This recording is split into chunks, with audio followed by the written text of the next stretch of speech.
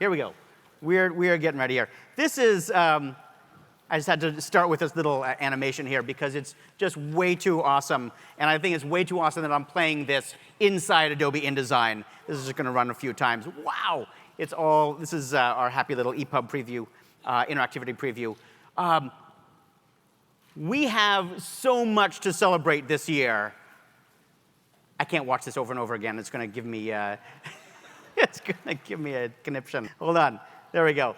We have so much to celebrate this year. I have a few notes that I want to start with. First of all, you know this is the 15th anniversary of InDesign, of the InDesign Conference, and also InDesign Magazine, 15 years.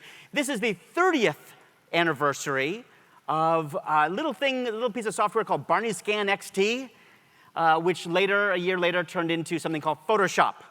That worked out pretty well, probably a better name. The 35th anniversary of the Mac, what used to be called the Apple Macintosh, right? 35 years ago this year, the Mac came on the scene. And you know, some of you went to the Ignite session last night, and you saw this wonderful presentation that talked about lorem ipsum, right? Lorem ipsum, which was, we learned is a fake Latin based on the writings of Cicero. Well, did you know, I mean, it just so happens that this is the 2,125th birthday of Cicero. This year. It's true. It's true. 2,125 years.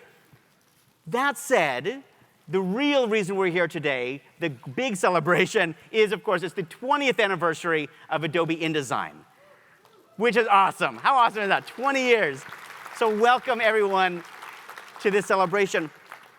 You know, many of the people in this room completely grew up with InDesign, right? Like there was no other option besides InDesign that you'd even consider. But 20 years ago, it's important to remember that 20 years ago, there was no guarantee that InDesign would succeed. In fact, there were many people who said it was absolutely crazy to think that any page layout app could gain traction in this market. So, because you might remember, 20 years ago, think way back, for those of us who were around 20 years ago in 1999, we were all watching Buffy the Vampire Slayer, listening to Mambo No. 5, right? There were a couple new, really cool new services on the web, something called Napster, that came out that year. Also, MySpace. That was sweet. But you know, really, most of our attention in 1999, especially around this time, was really focused on one thing called Y2K, right? Or the millennium bug, because we were all thinking the end of the year would be the end of the world. And fortunately, that worked out okay. So we are still here. But in 1999, there was this little program called Quark Express. It had over 90% of the market share for page layout and design. And yes, Adobe had Photoshop, and it had Illustrator, and it had PageMaker. Yay! But almost nobody thought that Adobe had any chance of unseating Quark Express. Seriously. And Quark absolutely did not think so at all. Quark was very sure of themselves. In fact, this is a little story most of you don't know. Quark actually hired me in about 2000 to fly down to Colorado and demo InDesign 1.0 to the Quark's biggest customers. And I asked 3 times, 3 different people, you sure you want me to fly down and demo InDesign 1.0 to your biggest customers? And they said, oh yeah, because our customers have heard about InDesign, and they are curious, and they want to know more about it, and we want to show them that Express is better.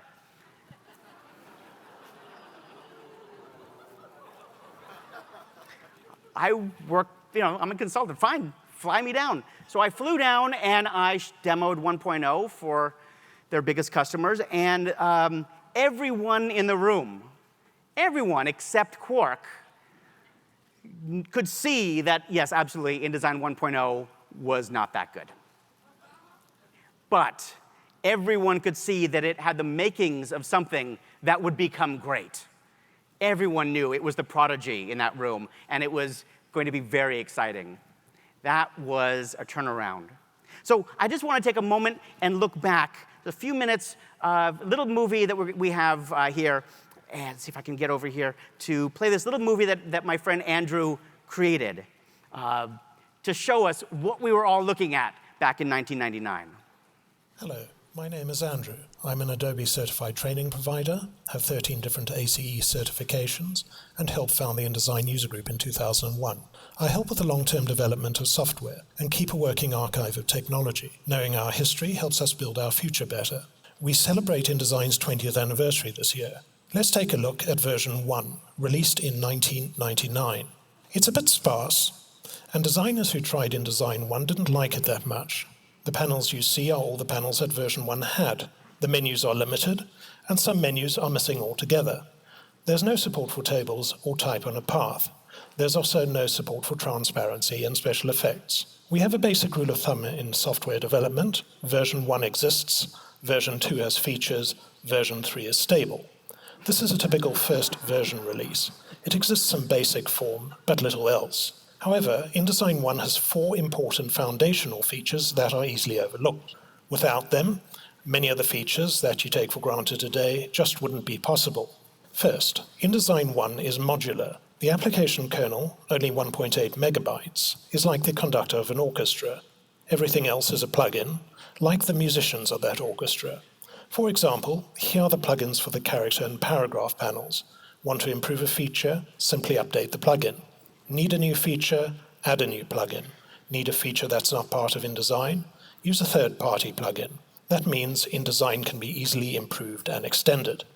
Second, InDesign 1 has a PostScript native layout architecture. The PostScript standards are everywhere, in our fonts, in our printers, and in our file formats. EPS and PDF are based on PostScript. So is Illustrator. Before InDesign 1, page layout was more difficult. Notice how bad things look on screen, especially when we zoom in. But InDesign was accurate and reliable. What you see is genuinely what you get. We have the accuracy of PostScript to 1,000th of a point, 1,000th of a degree, and 1,000th of an M. We can zoom in to 4,000%, and it'll print too. Third, InDesign 1 uses a single universal frame for all types of content. Because InDesign knows PostScript, every frame is simply a vector path. That means a frame in InDesign is the same as a shape in Illustrator, and if we want to adjust the shape of the frame, that's easy. Here's some vector art copied from Illustrator into InDesign. We can put anything in it. InDesign 1 supported 3 types of content: text, graphics, and other InDesign objects. Later versions added support for video, audio, interactive content, and even other InDesign files. As long as InDesign supports it, we can use it. Fourth, InDesign 1 supports the Unicode and OpenType standards. Unicode is a system for identifying every unique character in every language in the world. Also emojis. OpenType is a font format that supports multiple languages and special typographic features. Here's a Unicode text file with Hawaiian, Greek, Russian, and Navajo, 4 languages using 3 different alphabet systems. Let's copy this text into InDesign and format it with an OpenType font like my friend Robert's Garamond Premier. Everything just works. That's why InDesign is the standard for international publishing. If InDesign 1 was sparse, InDesign 2 was sophisticated. It added many features that we take for granted today. And if our InDesign 1 layout was simple, this InDesign 2 layout is complex. It uses working Photoshop and Illustrator files. We can adjust the transparency and blending mode of any object. We can feather anything or add a drop shadow, and it'll print. InDesign 2 had improved OpenType support. It added support for tables, and it added long document features like books, tables of contents, indices, hyperlinks, and XML. And you could switch between normal and preview modes. Version 2 helped make InDesign the publishing industry standard for page layout. Thanks for watching. If you have any questions, please contact me. So, Andrew, isn't that awesome? I mean, Andrew is the only person I know on the planet who has InDesign 1.0 still running on a computer.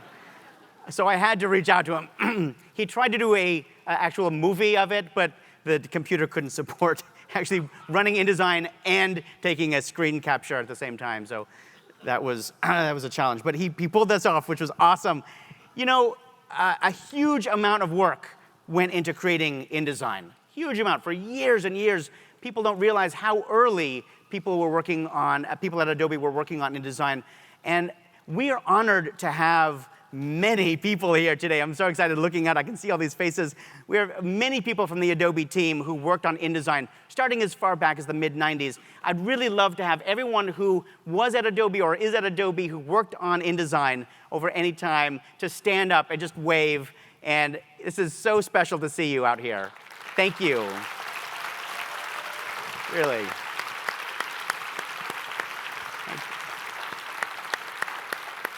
Big round of applause. Awesome. Why don't we have our panelists come up, and while they're shifting up here, I just want to thank a few more people who are in this room, people who were really so instrumental in getting us here, especially here at this party today, including Mike Zahorik, Priscilla Noble, whoever Priscilla is, Wayne Hong, and because I just have to say her name today, Whitney McCleary, who really was one of the people who created everything. Thank you all so much for helping support us for so long. So we have an amazing panel here. We've got two microphones. We have an astonishing array of people here. I'm going to start in the middle just because I'll start in the end. Terry White, who really needs no introduction. Hugely successful YouTuber, blogger, and of course, the principal worldwide design and photography evangelist. So we're so happy to have Terry here today. Marcia Rivera. Marcia is our user. Everyone else here is from Adobe, but Marcia is our user. She, like Tron, she fights for the user, right? Marcia's here. Thank you. And Marcia works for Wizards of the Coast, the makers of Magic the Gathering and Dungeons & Dragons, and she's a digital artist at Wizards, which is awesome. So I'm so glad that Marcia's here. We have Maria Yap, who was one of the earliest product managers on InDesign. You've worked for Adobe ever since, and you are now VP of Digital Imaging. Did I get that right? VP of Digital Imaging at Adobe for Lightroom, Photoshop, all of that stuff. So we'll be talking about that in a little bit. It's awesome to see you again, because we'll talk later about that. Thank you for being here. Michael Ninness, who I've known for a very long time. Michael is not only a designer, but he has been extremely influential for years, helping make great tools at Adobe. I mean, a wide array of tools, and we'll be talking about some of those soon. Not only that, but a lot of people don't realize that Michael was also extremely influential in helping make lynda.com successful for a long time. I mean, so he's awesome. Thank you for being here. And finally, Vinay Palajani. Vinay is, I don't have your title exactly, is Group Product Manager of All Things Awesome. Is that right? Something like that. What's your actual title? It's Group Product Management. For All Things Awesome. For All Things Awesome. Okay. Yeah. For Illustrator and InDesign. Illustrator and InDesign, Yeah. which is most of the things that are awesome, which is great. Oh, Photoshop is pretty awesome. Photoshop, most people, you may have heard me talk about how Photoshop. Yeah. Well, Photoshop is, Photoshop and Illustrator are awesome. We love them, but they are primarily, they're my favorite plugins for InDesign. There you go. I mean, they're good. We like them. I know. But they're important plugins. Everyone needs them. You have to have them on your machine. But ultimately, for me, at least, InDesign is my hub. It all comes back to InDesign. How many people here, InDesign is your primary tool? 1, 2, 3. Almost everyone. That's awesome. All right. This is the celebration. So we're going to focus on InDesign a little bit here. So I'm going to ask some questions, and we'll pass the microphones back and forth a little bit. I do want to start with Maria, though, if we can get her.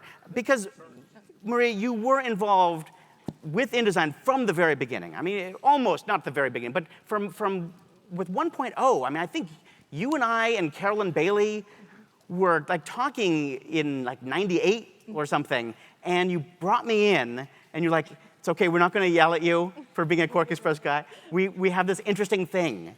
But what was that like, starting a page layout tool with those kind of odds? Yeah, so as you described in the history, the dominant player was Quark Express, and Adobe decided that they were going to take on that dominant player.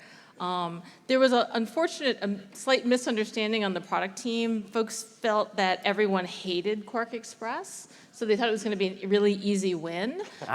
What they didn't understand was that they hated the company, the business practices, the way they would deliver software. Back then we had to have dongles. Yeah. And so they misinterpreted the hatred for the company, and they thought it was the hatred for the product. And so they thought it was going to be a really easy win. And unfortunately, they were wrong about that. So I wasn't on the core team that started 1.0. I was on sort of the marketing side of the team as we were starting to prepare the industry to accept the product. And it was a tough time. I mean, we had a lot of hype going on because everyone thought that, well, if Adobe is going to release a page layout, they're basically going to make Quark Express from Adobe. Like, that would be so easy to do. And they didn't do that. And so it was constantly trying to balance the hype and the expectation.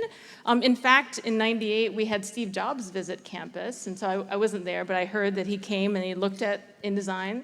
Again, the features very impressive, and so everyone was really excited, but it was sort of, again, the misperception between what people really hated and what they were expecting. And so it was a tense time for us. We worked on it for a very, very long time. And at some point with a 1.0, you just have to release it. Like, you try to, keep taking feedback, and like, you came by, you give us feedback, and there's just some point where you just can't take any more feedback, and you just literally have to release the product. And so we released a product knowing that it wasn't going to be perfect for everybody, especially because the hype was really big. But it was trying to at least signal the promise of what we were trying to do, and know that we were setting people on a certain roadmap. So that was the goal, was sort of like get it out there so people could start to appreciate it, but then understand that we were going to listen to more feedback and keep going. Unfortunately, the industry is quite impatient, and they wanted the next thing right away. So I then became the lead product manager on 2.0. Right. So that was my goal, to then make it into the product that the industry wanted. Right, because 1.0 had some issues, like, Lots of it's issues. funny, designers wanted it to print. Little things. But like you said, it had to ship. It had to get on people's machines just to start playing with it. 1.5 was sort of catch up. But 2.0 is really, I mean, your work was instrumental in making it a foundation. And that's when all of a sudden people woke up and went, wait a minute, I could use that. Yeah, so it was a long, hard release, the 2.0 product. It's really challenging to build a product when the first product is tanking in the market, where, to David's point, service bureaus were rejecting InDesign files. So you'd hope that you got a couple users using it, and then they'd take it to their, and then they wouldn't accept the file. So it was really challenging. So folks might not know, but the first code name for InDesign was called K2, and you referenced earlier the Y2K issue. So this is a button that Quark, it actually has a Quark logo at the bottom. They distributed at one of the publishing conferences like this to ask everyone, you really don't want K2. When you talk to engineering and ask them why did they name the product K2 rather than like Everest. So it's not the highest mountain in the world. It's actually one of the most technical mountains to climb. And unfortunately, it's killed the most people. So not sure why they chose that name, but they did. Yeah, exactly. Exactly. Hey, Eric. InDesign 2.0, the engineering team chose the name Annapurna, and it's after a mountain range in the Himalayas, which has about 20 peaks. And I believe that they chose that because we realized that we had 20 priorities or greater, and it literally was that. We had to fix printing, we had to fix performance, we had to do architectural work, we had to introduce tables and transparency and more font features. Like, the list was so long that I was staggered to try to figure out how are we going to build all this in 2.0. But we felt like we really needed to, because this was everything everyone wanted us to do. This is what they wanted from 1.0. Wow. So Terry, passing it back to you, you've seen this tool evolve, and you've been influential, really influential, in getting people excited about InDesign for a lot of years. Also getting them comfortable. I mean, it's been important to do both, right? Get them excited and then get them, once they start using it, get them comfortable. Yes. What did you find, especially early on, what did you find, or over the years, that people would resonate with? What lit them up? Well, for me, it was easy because I didn't have to build a product. I got to just show it. So it was like, I get to put on a magic show everywhere I go. Here's all the things that this product can do that yours can't. And I knew Quark very well. I used to teach it before InDesign was even a product.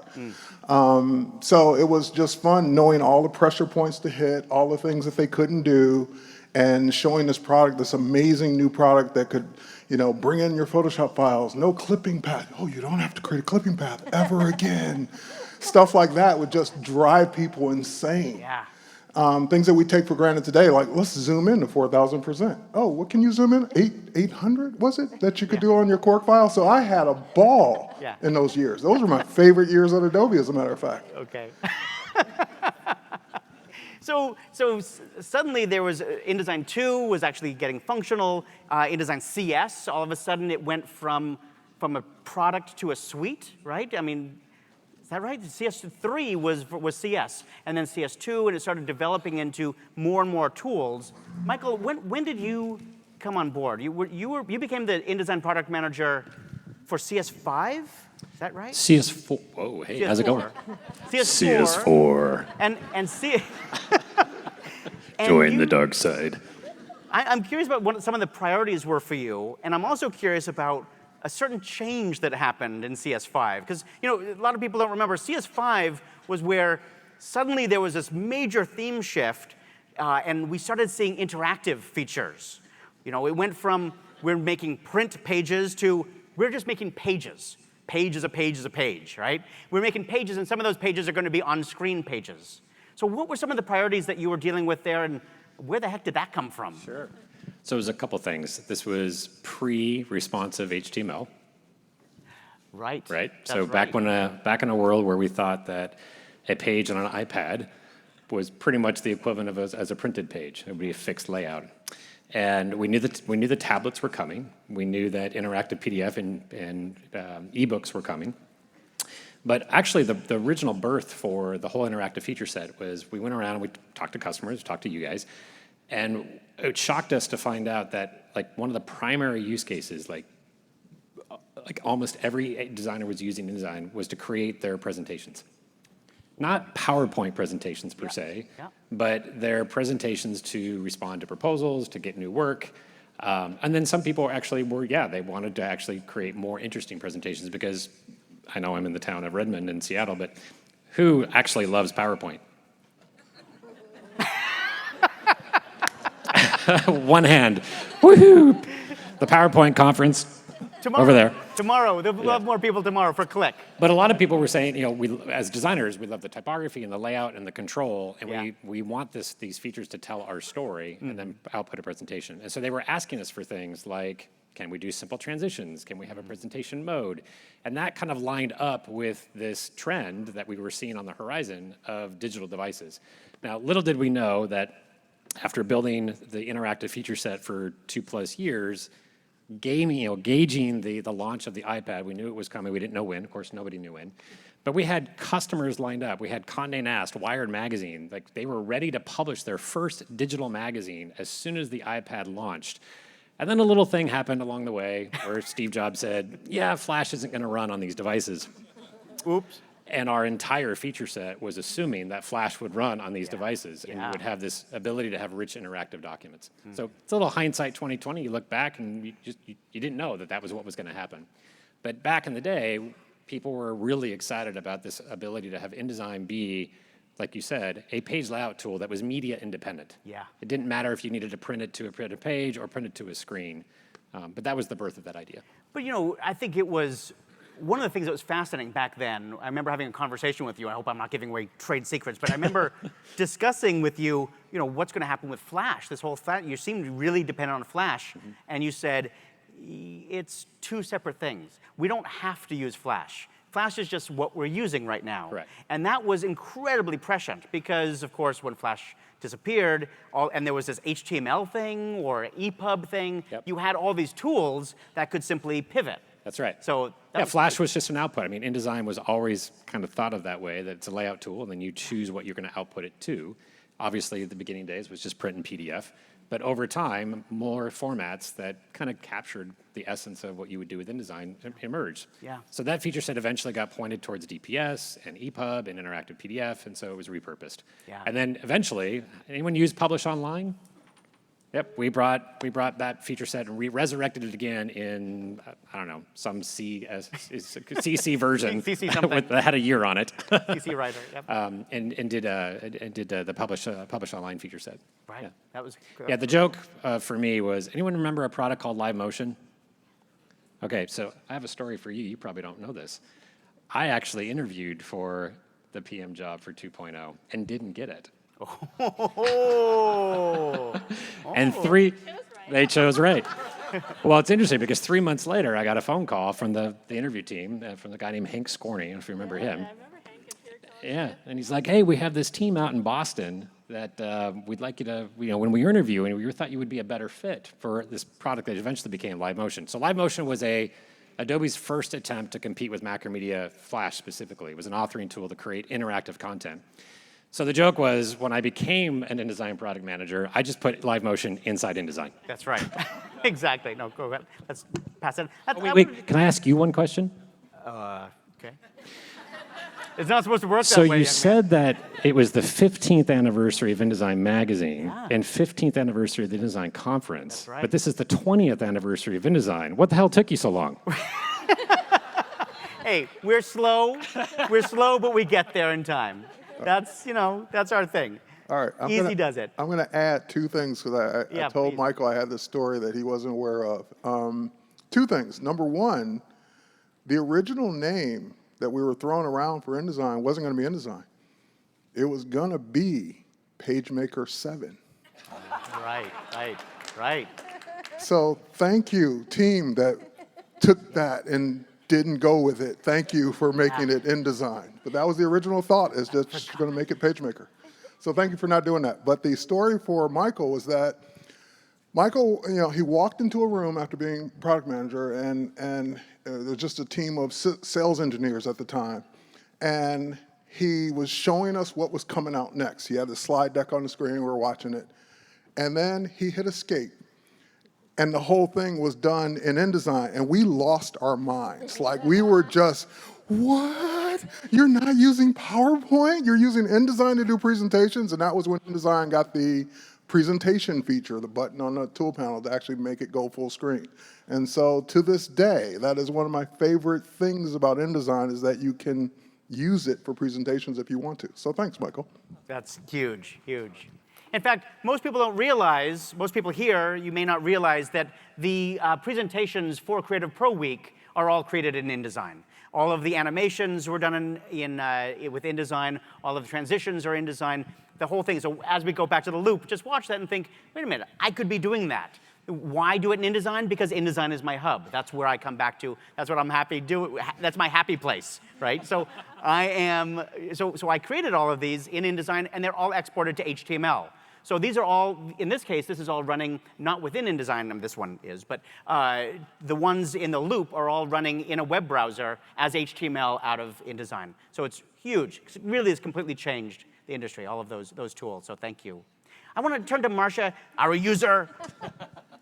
Because how long have you been? Tell us a little bit about yourself and how did you get to this place here? Sure.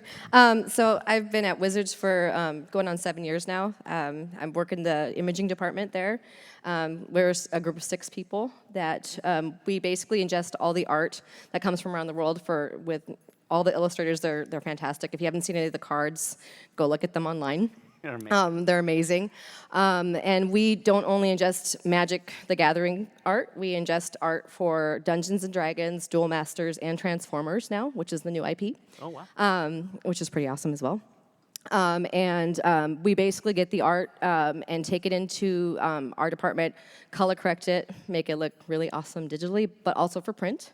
And we also make them look shiny. If you haven't seen a magic card, they have a dimension to them. So I know you can't see it from there, but basically part of the process is to underprint the cards and to make it look three-dimensional and stand out, and I call it blinging it out. Exactly.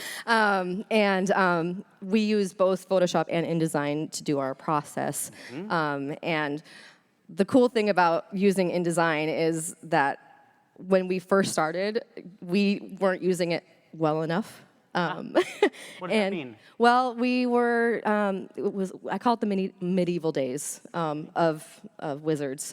We would actually print these out by hand and have them reviewed Okay. by hand. 300 card sets by hand. So that's a waste of trees and energy and time. And so when we went to InDesign, we actually used automation and to start a process to build some templates. And now we look at it all digitally and have the review process done digitally. And it saved us. We went from like a 2-week process down to like 2 days. From 2 weeks to 2 days. Yeah. And you mentioned automation, because that's actually Correct. one of the key areas that brought InDesign into people's workspaces. It was extremely extensible, extremely automatable. And has that's been useful for you? Yeah, it's a lifesaver. Yeah. It's actually, we're actually starting to use it more and more. We're finding more ways of some of the repetitive processes that we've found that we've been doing manually, and finding ways to automate each one of those processes in different departments, and finding how those work for each department individually and automating each part.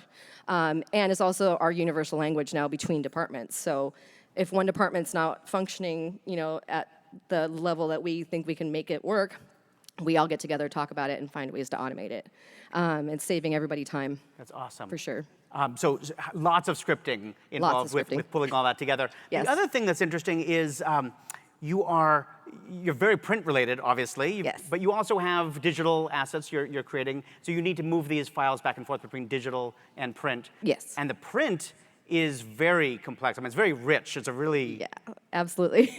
Which is, and it appeals to, what's amazing, it appeals to, if you're not familiar with the Magic the Gathering world, I have teenage boys, and so I'm very familiar. But it appeals from elementary all the way up to all of us. I mean, adults. Everybody, yes. And it's whatever level you're at, it just draws you in. Absolutely, absolutely. It's a lot of fun. If you haven't checked it out, you should go check it out. You should go to Twitter. We actually have digital gaming as well. So either you can play digitally online or you can play with the cards. But the tabletop continues to grow. We're innovating. We're getting faster. We're doing more. And InDesign is part of the reason why we're able to get faster, because the automation is one of the key reasons for us to be able to actually get faster in producing. So it's Terry, great. I want to ask you about unusual.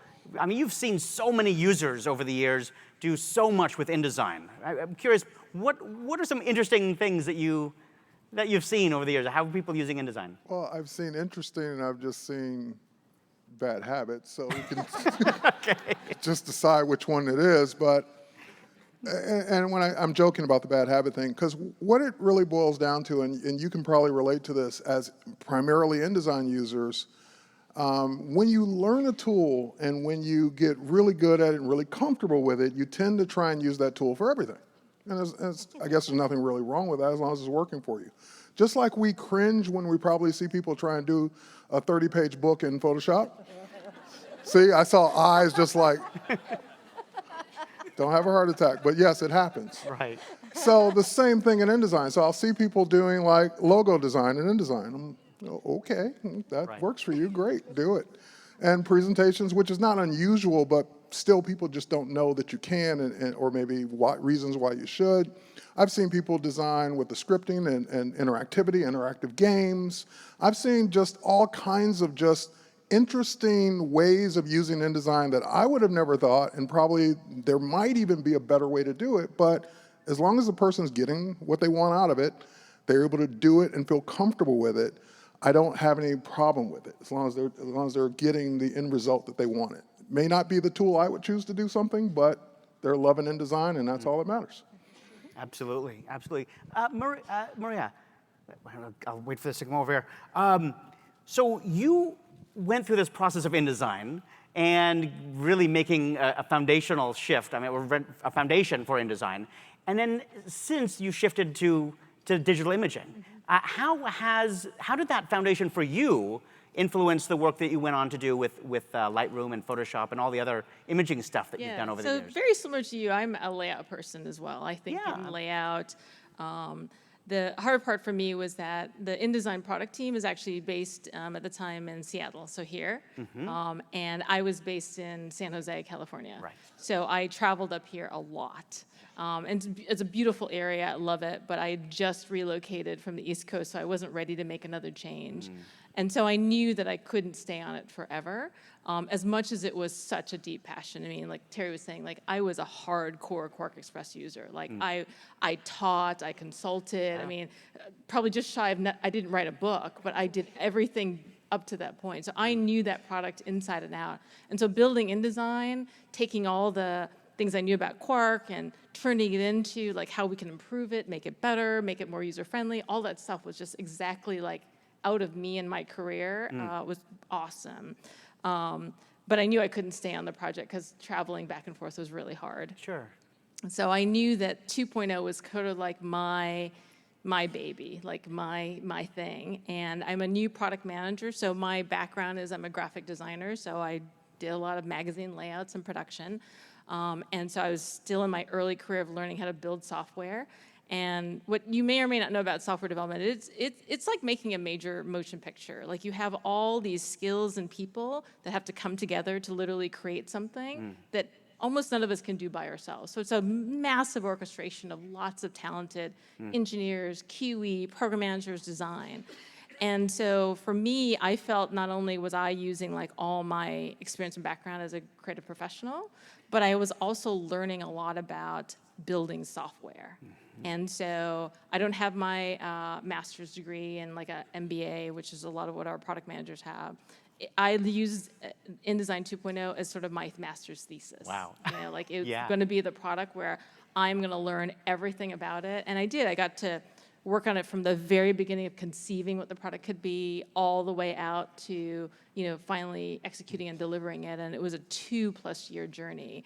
And I will say that my proudest moment on the product was probably about a couple months late from when we targeted it to be ready. And the whole time the industry was backlashing on us, like I was mentioning. And the executives wanted us to ship like every quarter, like, you know, you have to ship. And we were like, not ready. And so finally, when the product shipped, we were 3 days before Quark Express 5 shipped. And no two products had ever shipped within a week. And this is back when it would take us like 2 to 5 years to release a product. Yeah. So 2 major products head to head in the exact same week. Right? 3 days apart. Like it was crazy. Yeah. And because of that moment, we could go head to head with both products, right? You could look at the feature set of 2.0 and you could look at the feature set of Quark Express 5, and we totally like nailed it. Like everything from the operating systems that we supported that Quark didn't, to transparencies and I mean, it was just like boom, like it was like nail in the coffin. So it was awesome. So for a product manager, it was sort of like, True. and I see many faces in the audience, going through that was so hard. I mean, the industry was like, you disappointed us. We knew as a team we couldn't fail them again. And it was sort of like a do or die mission. And so for me, as a product person, I learned so much.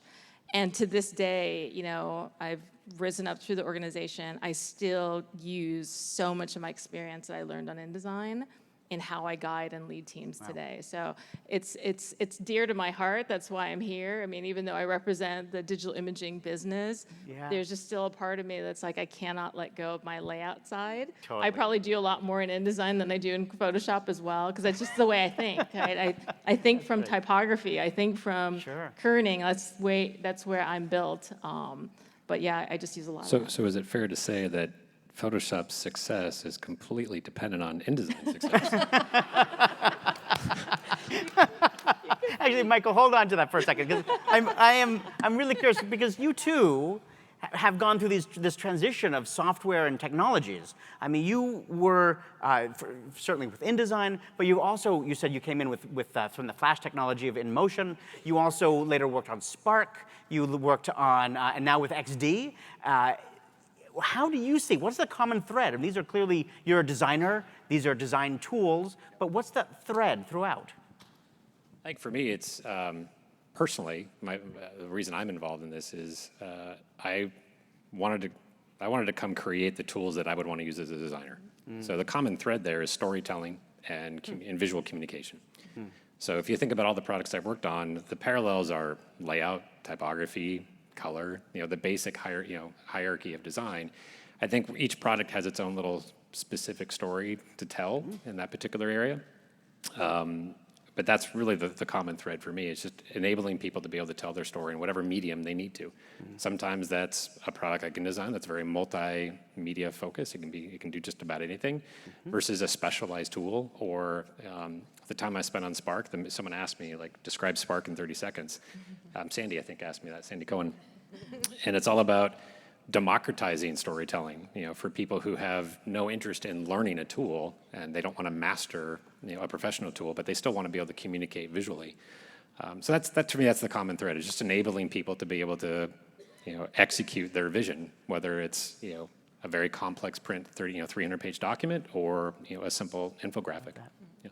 So Vinay, so I asked Vinay to be here today because he's really representing where InDesign is today and where it's going. As group product manager, you are really overseeing the movement forward, and it's had an incredible history. And I'm curious about where we are, where we're going, because there's some. And I'm curious if you could share some of the themes and trends. We're hearing a lot about Adobe Sensei, and AI technology. Can you tell us a little bit about that? The first thing as a theme, that what all hard work went into creating InDesign what it is today. My first goal is not to break it apart. So apart from that, if we continue how it works, there are three main things which we are looking at when it comes to InDesign. One, since we have completed 20 years and we want to fly, we want to invest a lot on reinforcing the foundation once again, right? So when I say reinforcing the foundation, you will see a more performant, more stable, more powerful InDesign, so that it can actually have legs for another 20 years to run. Second is modernizing InDesign. And when I say modernizing, look at modernizing the UX, something like this properties panel on your screen. How can we make InDesign more intuitive for our users to work with, easy to use? And when I talk about modernizing, it's about modernizing the workflows. So think about importing comments from PDF, which makes your workflow efficient. And I met someone yesterday who said, it used to take me 2 days, and now I'm doing it in 2 hours. Yeah. So these are the kind of things we want to build in future. And in light of making the workflows efficient, Adobe Sensei gives us a lot of power. So think about things like content-aware fit, or maybe in future, intelligent recommendations. We are also working on some NLP, that is natural language processing technology, wherein we can actually give you font pairing, we can give you content-aware nested styles, and because we are aware of what you are actually creating. Content aware, actually paying attention to the context and what people are doing and having InDesign react to that. Right. Okay. And the third big pillar is not only look at InDesign as a tool, but InDesign as an ecosystem. So when we talk about InDesign as an ecosystem, we want to see that how you actually work with your stakeholders and editors, and how you really want to build things around it. So, and like you said in the beginning, InDesign is one of the most extensible tool at Adobe. So we want to actually focus on that and empower the community and empower the ecosystem to make great things around it. Right? That's great. So 3 pillars. How many years? I don't know. Right, and that'll be by next month, right? Yeah. There's a lot of very cool stuff coming, and one of the things that I always try and encourage people who come to the InDesign Conference and CreativePro Week is to sign up for pre-release.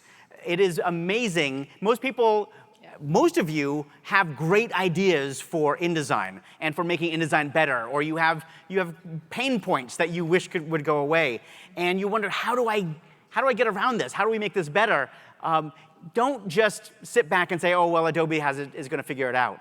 You really want to get involved. If you want to see change, get involved. And there's a lot of different ways of getting involved with change on InDesign. One is the user voice forums.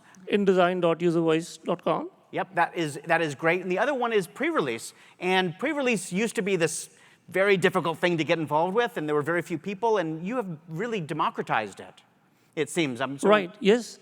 So anyone can join the pre-release and, interact with us. We usually share all our beta builds of what all features we are building. We share our roadmaps there. Because it's a setting, when you come in, we just ask you to sign a confidentiality agreement. So it gives us a secure environment to talk about what cool things which we are working on. And it's an opportunity for you to actually test it and customize it and just let us know if we are building it right or building it wrong, right? So we really encourage you to be a part of it. Yes, so at Adobe, and I think you're hinting at it, used to be really hard to sort of get into these pre-release programs. They used to be like secret handshakes to understand. But with our shift to subscription and how we can now deliver our software, it's really opened it up to be a lot easier for the product teams to be more open and engage more. So like user voice or feedback channels, as well as, getting in by the pre-release. I mean, one day we really hope we push our product teams to get to the point where when you go to the Adobe app, you could literally say, like, I want to join the pre-release program. Wow, I mean, that's the vision that a lot of us have, because we want users that, want to engage earlier, maybe want to try, we call it kick the tires on something new that we're developing, to get that opportunity. And so if you're seeing that it's changing, it's because the subscription model has helped us do that. We can deliver our software more rapidly. We don't have to spend 2 years to release it. We can sometimes do it like every other month or every month. The XD releases every month. But as well as, we can be way more open about our product roadmaps, because it's not like we're holding everything up for a big release and a big press moment. We can be releasing functionality all the time. And so the pre-release, I would definitely encourage people to go check it out. And so many of the sites, what you don't realize is you're literally, if you interact on those sites, it's not like we have like an army of like, say, customer support people working with you. You're literally conversing with the product teams, like the product managers, the engineers, QE, they're on those channels, they're listening, because they are so customer focused. They really want to make sure that they are truly solving customer needs, and so I would definitely encourage you to do that. So there has been a change. And there really has, and because of that, Vinay and the team are not able to talk about some of the NDA things, non-disclosure, because of non-disclosure agreements. They're not allowed to talk about the secret stuff that's being worked on for the next version of InDesign, for example. But almost everybody here can get involved with that. You can learn more about it and then start giving feedback. And so we've seen this. This is a great spectrum of the history of InDesign, but we really want to be thinking about what the future of InDesign is. Where is it going? And the future of InDesign really does involve all of you. You're here, you can connect with it. This is you can see the faces of Adobe, the faces of developers, but they want you involved. They want you to be part of the conversation. So we definitely want to get you involved with all of that. We need to shift. And I want to, this is a very important part of the celebration today. We're going to be doing I really wanted to bring out like a 6-foot-tall birthday cake, giant, have a giant celebration. Couldn't figure out how to do that. Were you going to pop out of the cake? That's true. We could find someone to pop out. But in this case, we're going to do something smaller, more intimate. We are going to be offering a type of cake later on during the afternoon break at 3:15, I think it is. They are little InDesign cupcakes. We're going to have InDesign cupcakes. Nothing's going to jump out of them. Little tiny. So those will be out for everybody. And I wanted to take this opportunity, since we have this here, and I know it's insane, but I would just love it if you joined with me in singing happy birthday to our favorite Page Layout app. Would you do that? Is that okay? It's just everybody. It'll all blur out. Okay, ready? 1, 2, 3. Happy birthday to you. Happy birthday to you. Happy birthday, dear InDesign. Happy birthday to you. Thank you. 20 years. 20 years of InDesign. This is awesome. We also have some special, or I shouldn't say we, I should say Adobe has some special treats for you. If you go outside, and you know there's that big wall mount thing that says 20 on it. If you post a selfie, I think this is here, if you take a shot of yourself, a selfie in front of that, and you use the hashtag InDesign 20th and CreativePro Week, both of those, InDesign 20th and CreativePro Week, I believe you get a cool 20-year commemorative T-shirt they're going to give you. So go find the Adobe folks. Wayne, where are you? I hope you have a big armful of T-shirts. Yeah.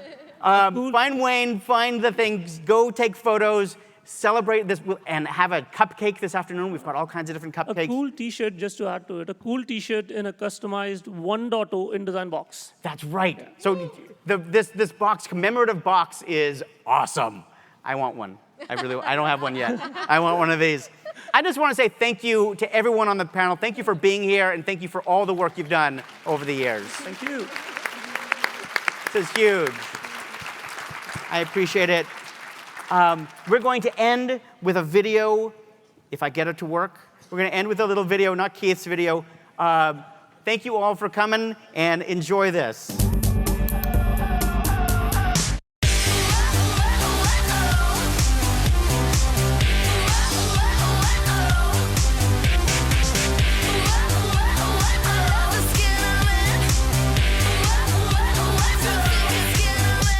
We celebrate the glamorous who only live for cameras, reality on TV for all to see what you've achieved. We're fixated on the image, and an image is all there is. It's just an image is all there is. It's just an image is all there is. It's just an image, and an image is all there is. It's just an image. I love the skin I'm in.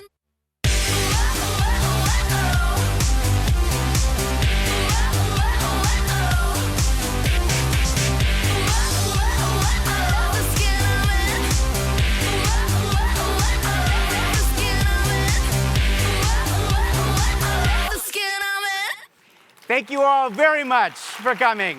Enjoy.